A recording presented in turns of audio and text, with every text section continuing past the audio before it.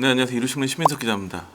저희가 부득이하게 연애 채널이라 이혼을 많이 다루는데, 그러니까 제가 이렇게 뭐 별의별 이혼 관련된 뉴스를 많이 취재하고 기사도 많이 쓰고 해서 하면서 이건 정말 최악이다 라는 생각을 했던 기억이 많아요.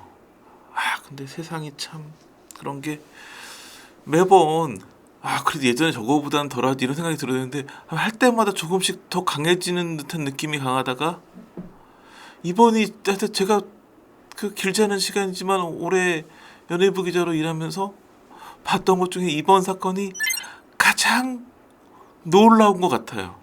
결혼이나 이혼이나 행복하기 위한 당사자들의 합리적인 판단이라고 생각이 들어요. 요즘에 뭐 이혼을 색안경 끼고 보지도 않고 뭐 작년 10월 달 정도에 이제 그 최동석 박지훈 방송인의 이혼 소식 들렸을 때 두 사람이 뭐 올바른 결정을 내렸겠죠. 뭐 본인들만 아는 이 결정이 맞고 틀린 건 본인들만 아는 거니까. 근데 최근에 9월 30일 날 갑자기 노컷뉴스에서 박지훈이 최동석의 지인을 손해배상으로 민사소송을 제기했다. 근데 그 이유는 최동석과 상간관계다. 소위 말하는 상간녀 손해배상 소송을 청구했다라는 얘기 알려줬고, 그 소식이 알려지자마자 최동석도 바로 박지훈의 지인에 대해서 손해배상 청구 소송을 제기했는데 역시나 상간남 손해배상 소송이었어요. 이렇게 이혼 소송을 벌이고 있는 당사자 두 명이 쌍방이 모두에게 상간자 손해배상 소송을 청구하는 경우는 하여튼 뭐 저희가 일의 특성상 굉장히 뭐 다양한 세상의 일들을 취하지만 처음 봐요. 그 양소영 변호사가 본인 유튜브 채널에서도 본인도 그 얘기를 했더라고요. 이혼 전문으로 유명한 변호사인데 24년째 그 일을 했지만 자기도 그런 일은 맡아본 적 없다고. 차은경 변호사는 맡아봤을까요? 뭐 그런 생각이 들 정도로 굉장히 놀라운 일이었는데, 이게 문제는 뭐냐면 모든 소송에는 이유가 있거든요. 실익이 존재하고, 아니 이유도 없이 실익도 없는데 괜히 또 귀찮게 법원 왔다 갔다 해야 되고 변호사비 들고 소송할 이유가 없잖아요. 근데 법조계에서 이번 소송은 딱 그거예요. 왜 하는지 모르겠다. 무슨 실익이 있는지.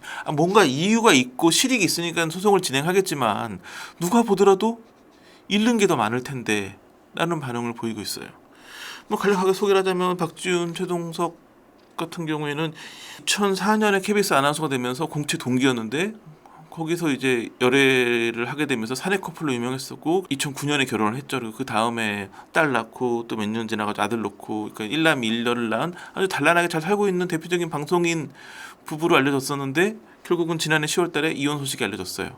뭐 이혼 하나보다 했다가 이제 9월 30일 날부터 이제 그 최근 며칠 사이에 쌍방 상간자 소송이라는 엄청난 사건에 휘말렸는데 양측의 입장이 거의 동일해요. 최동욱 씨가 이제 그 한경닷컴과 인터뷰에서 뭐라고 밝혔냐면 이성적인 사이도 아닐 뿐더러 설사 이성적인 관계를 할지라도 혼인 파탄 이유이기 때문에 유법이 아니다. 그는 결혼 중에는 아무 일도 없었다. 물론 그 사람과 관계도 그런 관계가 아니다. 이런 입장을 밝혔고, 박지훈 씨도 이제 10월 3일 날 일간스포츠와 인터뷰에서 결혼 중에 불륜이나 부도덕한 일을 한 적이 없다. 그 친구와 불륜을 저지를 수 없는 사이라는 것을 전 배우자도 제 지인들도 모두 안다. 그러니까 최동석도 박지훈도 입장은 똑같아요. 결혼 중에는 아무 일도 없었다. 그리고 같이 그 지인과 아무 관계도 아니다. 증거라고 이렇게 얘기되는 것들을 보면 뭐 목격담도 있고 뭐 지인과의 그 사진이 SNS에 게재된 것도 있고 뭐 미국 여행 내용도 있고 한데 변호사들 물어보니까 그 정도로는 상간자 소송은 기각될 가능성이 없다. 물론 증거가 더 있어가지고 그거는 언론에 밝히지 않고 나중에 뭐 공개할 수도 있지만 여하튼 지금 봐서는 그런 상황이에요.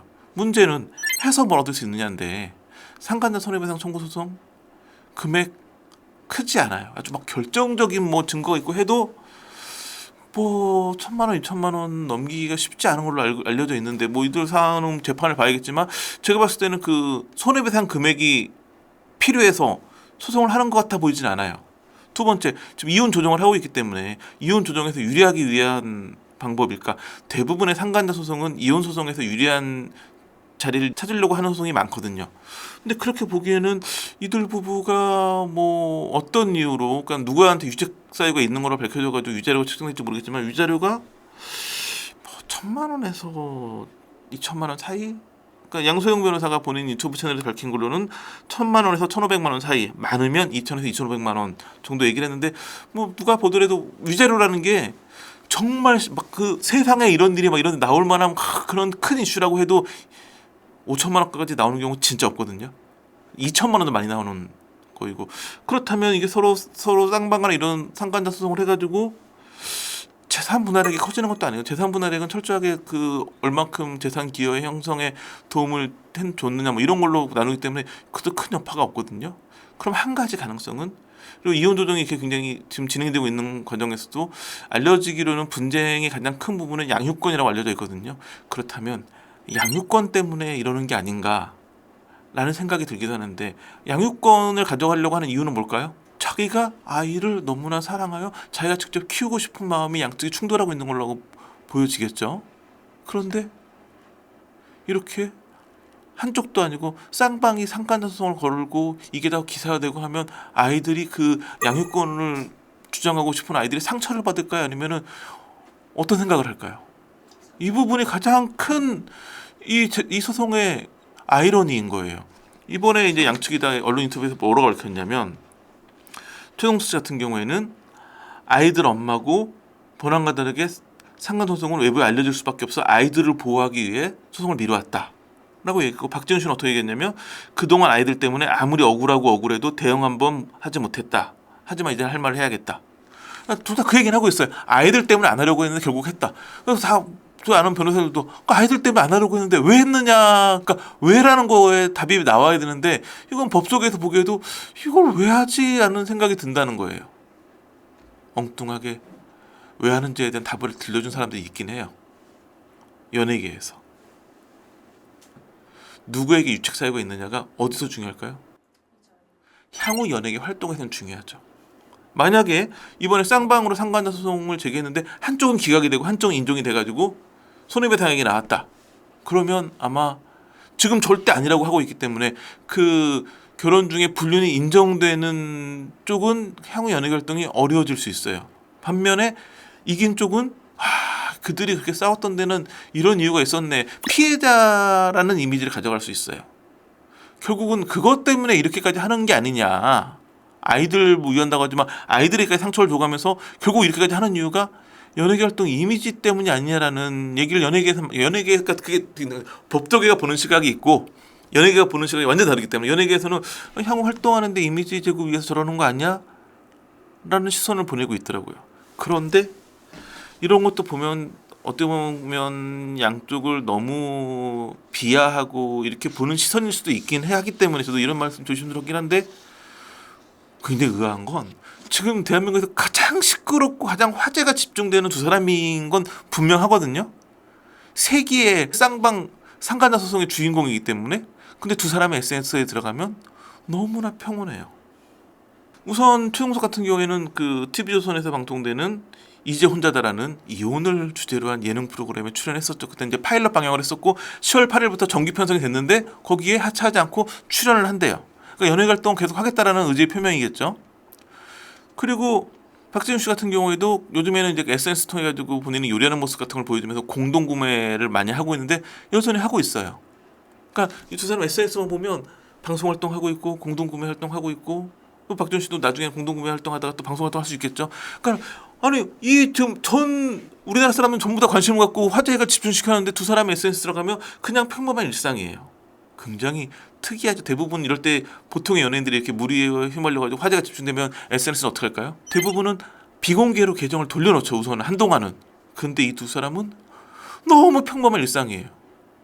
도대체 그렇다면 정말 본인의 향후 활동을 위해 가지고 이런 아이들에게 상처를 줄 수 있는 소송까지 가는 게 아닌가라는 생각이 굉장히 합리적으로 보일 수도 있는 상황인 거죠. 그래서 양소희 변호사도 굉장히 그 제목은 굉장히 막 좀 정신 차리라고 굉장히 세게 했지만 방송 보면 아이들 상처받고 하니까 부디 좀 변호사랑 합의에 상의해서 합리적으로 결정을 내려라고 호소하는 내용이더라고요. 오히려 저희도 마찬가지인 거죠.